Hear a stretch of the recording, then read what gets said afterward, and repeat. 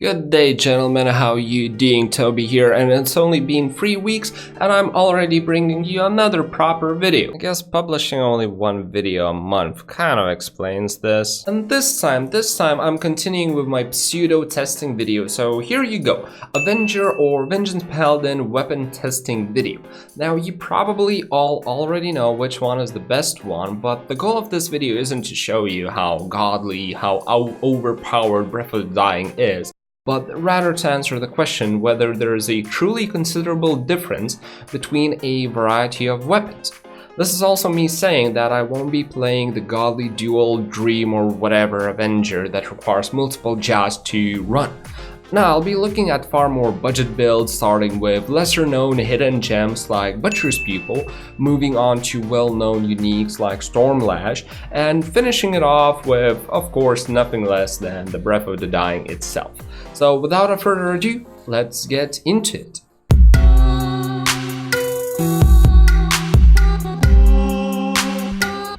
Right, so I'll start it off by making a disclaimer that I will not be disclaiming anything until the end of the video. It's typically the boring part, so I decided to leave it at the end. So therefore, if you're planning to leave a comment how I made these tests wrong or suboptimal, you're probably right, but please do watch that part beforehand, as chances are you'll find an answer over there. With that out of the way, here's how I ran these tests.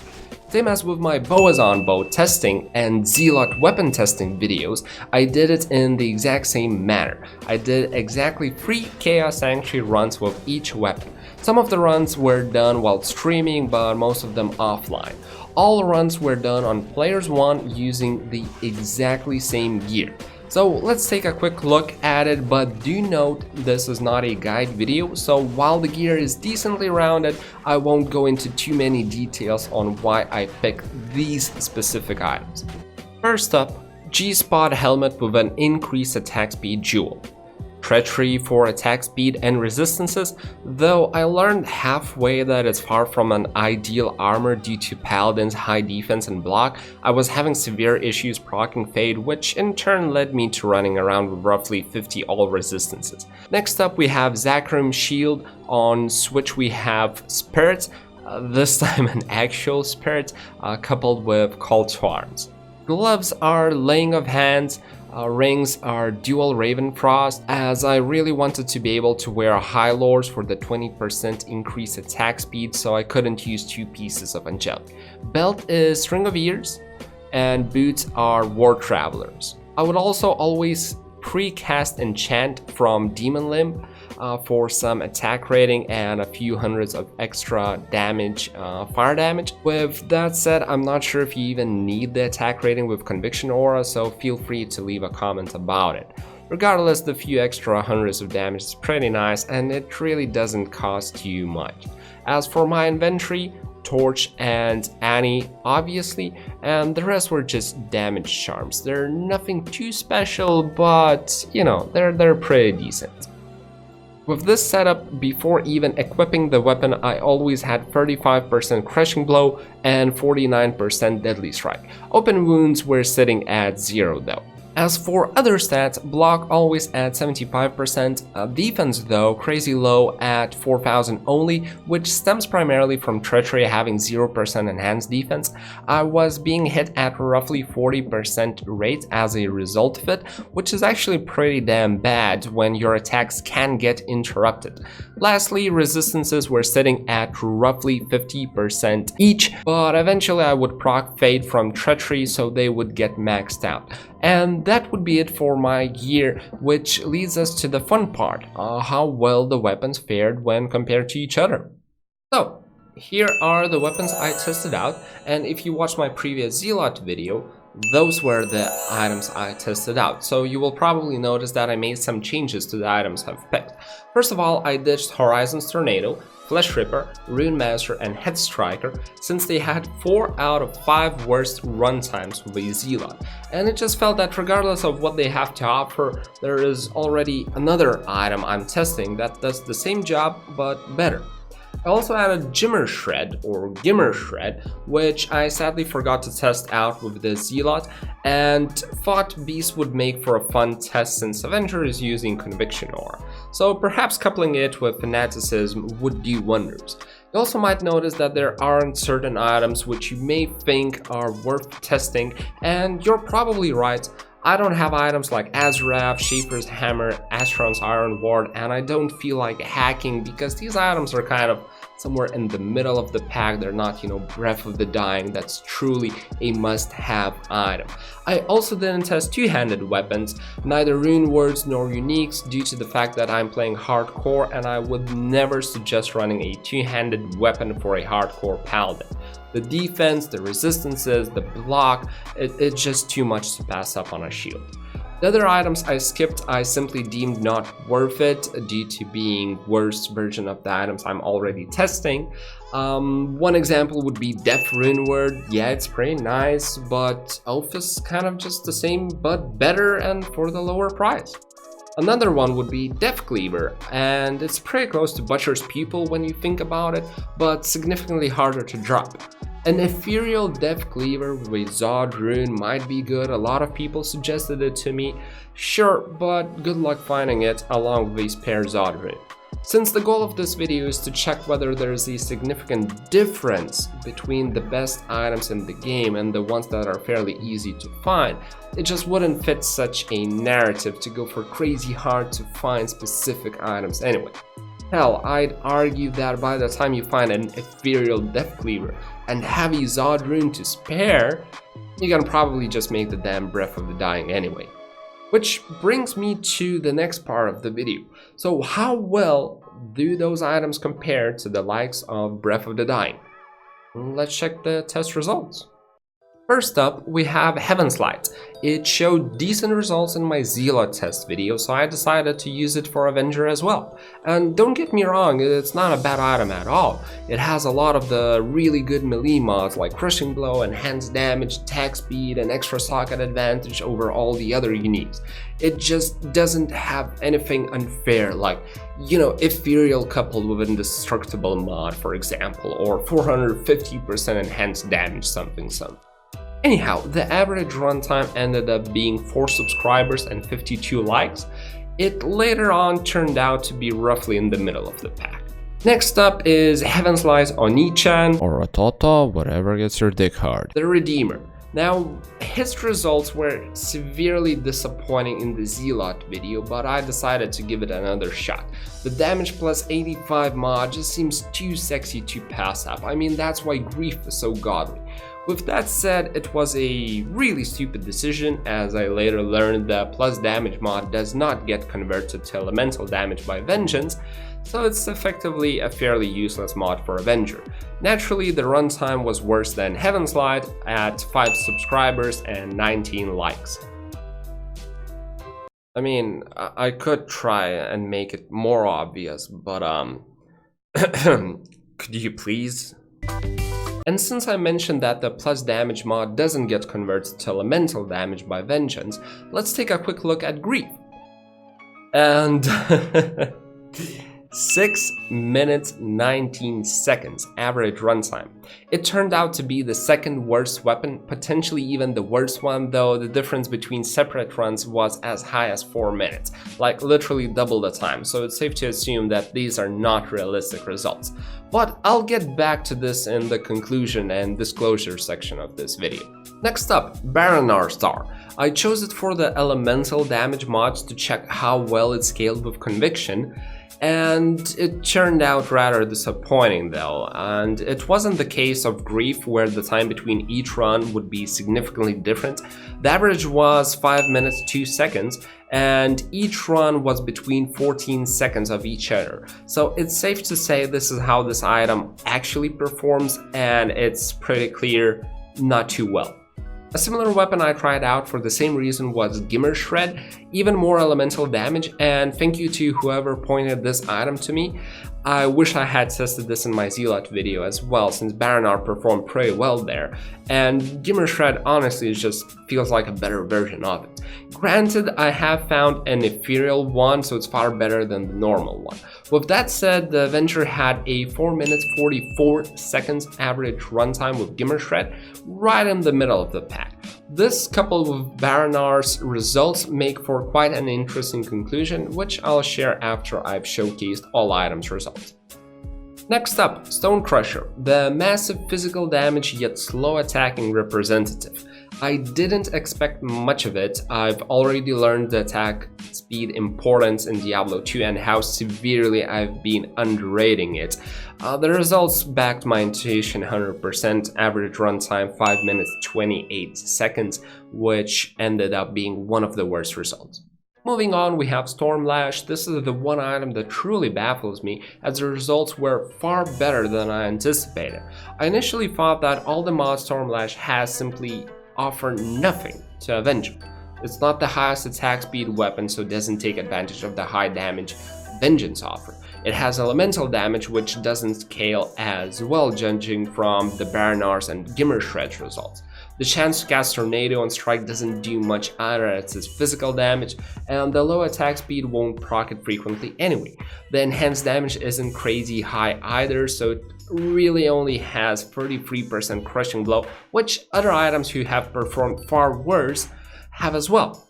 And the static field on Strike, yeah, that's pretty nice, but then again, Avenger is the slow hitting subclass, so you don't proc that static field as frequently anyway. I'm honestly at a loss over here and would probably just say it's a lack of sample size, a statistical issue. Regardless, the average runtime is 4 minutes 23 seconds, and it turned out to be the third best weapon. Speaking of baffling results, next up we have Butcher's Pupil, high physical damage and good attack speed, as well as some melee mods.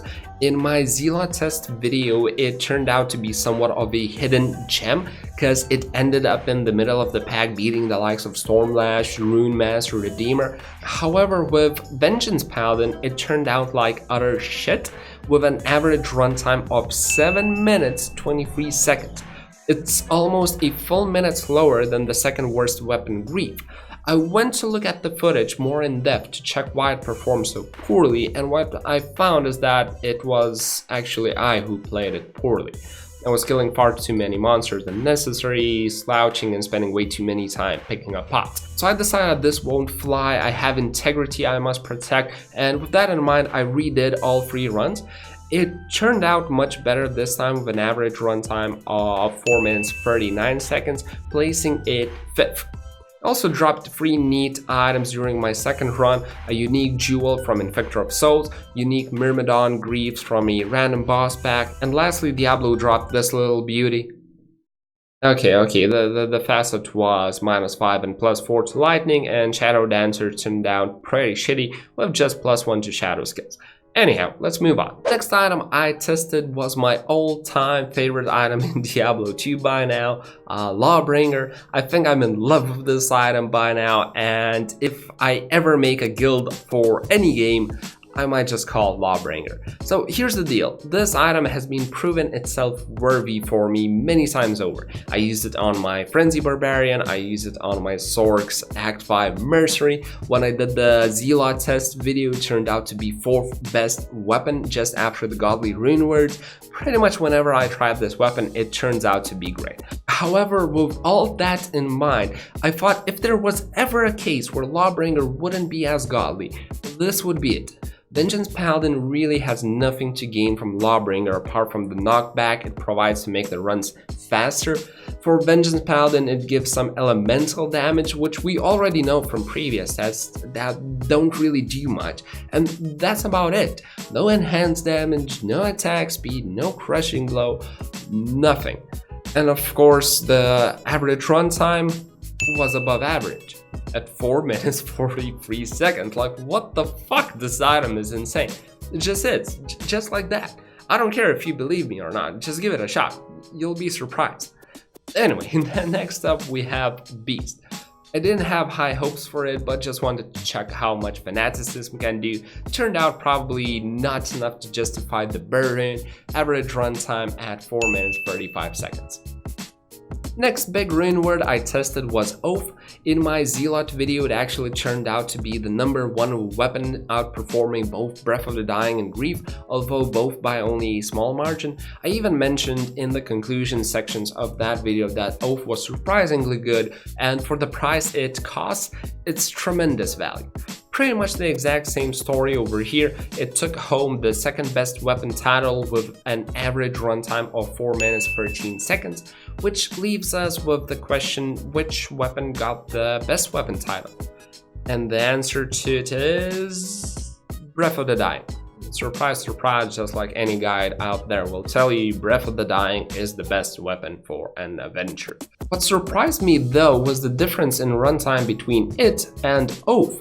It was a full 30 seconds, and I even have a note on Oath runs that the monster spawns were absolutely terrific for a speedrun. So this 30-second difference becomes even more legit. And while 30 seconds may not seem like a lot, it's actually over 10% of a difference. So since I started talking about differences, we can now head to the conclusions part of the video and take a more in-depth look at the results. So here you go, 3 tables sorted by average runtime, fastest runtime, and slowest runtime.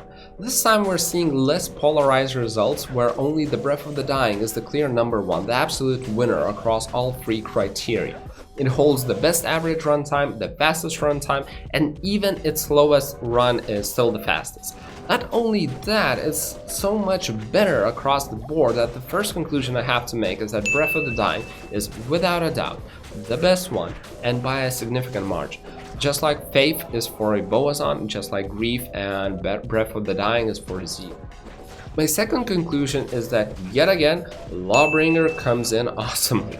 Sure, it's only 6th in average runtime, but 2nd in fastest run and 5th in slowest run. So above average across the board, even though on paper it's absolutely terrible for Avenger. It's clear that the Sanctuary Aura, the control over where to cast the Crepify, the significance should not be understated. Third conclusion, Oath yet again proves its worth for the little price it costs. Think of it this way, is it easier to find a Mal and a Pole, or a specific elite unique item? Most likely it's the Mal and Paul. I guess the 4-socket ethereal weapon is harder to come by, but still, you can probably use something else than Berserker Axe, and it will still perform as well. As for the fourth conclusion, I would go for what Avenger truly needs is attack speed, not physical damage, because both Stone Crush and Redeemer, both crazy heavy hitting yet rather slow weapons, perform like absolute shit. Below average across all 3 criteria. And not elemental damage, both Baranar and Gimmershred performed average or below average across all 3 criteria. And this is having in mind, my Gimmershred was ethereal, so it was dealing far more damage than it should have been. Now my last conclusion might be the most important one, and one that is opposite to both my OZSOUND bow comparison and Zealot's weapon comparison videos. It seems that weapon has indeed a massive impact on runtime for an Avenger. Between Breath of the Dying and Butcher's Pupil initial runs, there is a 100% difference. The runs took literally twice as much.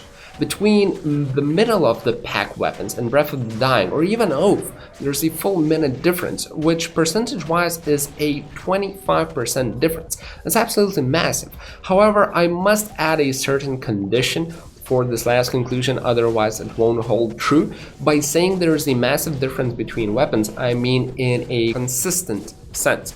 Like, if you want to do a lot of runs, you will truly feel a difference between like an Oath and a Stormlatch. However, if we're talking about just playing through the game, this is once again false, and it's all about other factors, primarily monster spawns, where they spawn, how many of them spawn, and what kind of mods they have.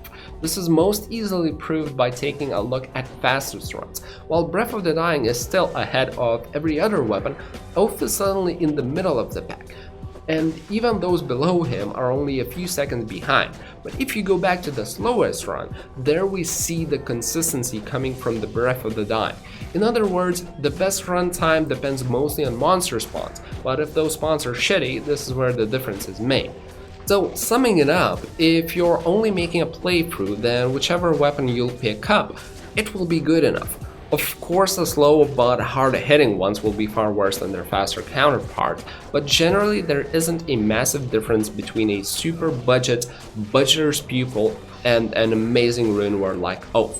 If you're doing magic finding runs or something, only then the difference will kick in. And that would be it for the conclusions. Now, before I wrap this video up, there are certain disclosures I wanted to make, which I mentioned at the start of the video, but since they're so boring, I've decided to put them at the end of the video. First of all, I know that this testing model isn't perfect.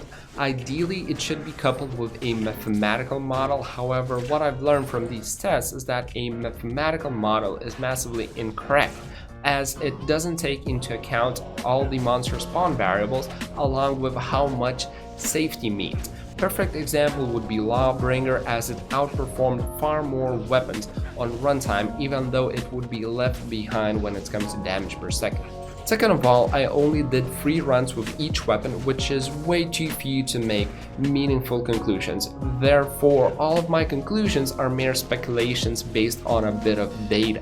Perfect example would be when you have differences between separate runs with the same weapon of as much as 4 minutes. Hell, only 4 items didn't have significant runtime differences between their own separate runs. The rest had at least over a minute. Third of all, I used the same gear for all weapons, meaning I didn't take advantage of those weapon-specific mods. If a weapon has no Crush and Glow, then I should have went for Gore Riders instead of War Travelers. If a weapon only needs 10% increased attack speed to hit a higher attack breakpoint, I should have used that Nosferatu belt to reach it. However, I did none of that, therefore the results are skewed once more. Fourth of all, I did not use a socket slot in all uniques. They would have performed better if I had, as it is their natural advantage over runewords. However, I did not have enough jewels, nor did I feel like hacking some perfect 15 increased attack speed and 40 enhanced jewels. Fifth of all, these runs were done on Players 1. There is a hypothesis that the difference between top performers like Breath of the Dying and bottom performers like Baranar would become even more significant with the players' number increased. I expect it personally to be true as well, to some extent at least, and I was criticized about not accounting for it in my previous Zealot or OZSOUND video. The truth is, I'm too lazy to do that many runs. However, I ended up giving it a shot with a few weapons on a Zealot, and I found out surprisingly there is far less of a difference than I expected. The only explanation I could come up with is that with higher player setting, the monster spawn becomes even more important, and the value of the weapon further diminishes. You can take a look at one of my previous streams for more details, as I did those runs while streaming. With that said, I gave it a shot with Breath of the Dying on an Avenger as well, but since the first run ended up in a near death, and the differences in runtimes between first and second run were around 2 minutes, I said fuck it, it's gonna be skewed as hell, and whatever the remainings of my life outside of Diablo 2 I have, those are probably more important than pleasing everyone on the internet. With that said, for $10 I'll do a proper test, so yeah, patreon.com, Toby, let me know if you wanna do it. And that would be it. That's the end of the video. Next up will be a full Paladin guide video where I will reference this video as well as the Zealot one, and actually make some comparisons between the Avenger, the Zealot, and the Hammerknight, as I do already have some interesting stats to show. So it will probably make for a pretty fun video. Until then, I sincerely hope you folks enjoyed it. If you did, you know the drill. And as always, thank you folks for watching. Hope you'll have a lovely day, and see you guys in the comment section. Cheers. Hey, this sounds just like you smashing that subscribe button after seeing this video.